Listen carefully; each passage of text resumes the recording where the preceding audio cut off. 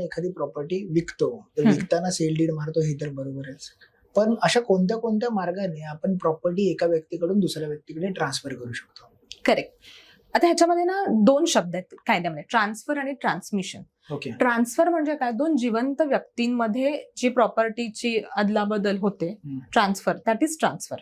आता ह्याच्यामध्ये एक वे सरळ सोट आहे की सेल, की तुम्ही जिवंतपणे, माझी प्रॉपर्टी आहे, मी जिवंतपणे तुम्हाला विकली, तुमच्याकडनं पैसे घेतले, आपल्यामध्ये सेल झाला, बरोबर. हा एक प्रकार झाला. दुसरा ह्याच्यामधला प्रकार आहे गिफ्ट डीड.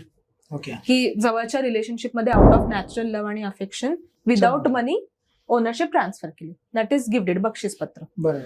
तिसरं जिवंतपणे करू शकतात, हे खूप रेअर आहे पण आहे, एक्सचेंज डीड. हे कायद्यामध्ये याची तरतूद आहे की मी तुम्हाला काहीतरी प्रॉपर्टी देते, त्याबद्दल तुमची प्रॉपर्टी मी घेते.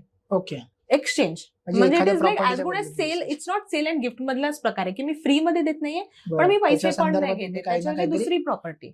It is very rare but it is provided under transfer of property act मध्ये. एक्सचेंज पण आहे, सेल आहे, गिफ्ट आहे, एक्सचेंज आहे. सो हे झालं transfer, when the 2 people are alive and they are doing this. किंवा हे ओनरशिप ट्रान्सफर, आता लिव्ह लायसन्स असतं पण त्याच्यात तुम्ही ओनरशिप ट्रान्सफर नाही करत, जसं की आपण फक्त भाडेतत्व, मालकी हक्क ट्रान्सफर ह्या 3 मार्गाने होऊ शकतो. दुसरा जो प्रकार आहे transmission, that is after the death of the person. आता जो माणूस आहे, ओनर आहे, त्याची डेथ झाली की त्याची जी प्रॉपर्टी असते ती कुणाला ट्रान्समिट होणार, तर त्याचे 2 प्रकार असतात. एक तर त्याने विल केलेलं आहे का, किंवा त्याने विल केलेलं नाहीये.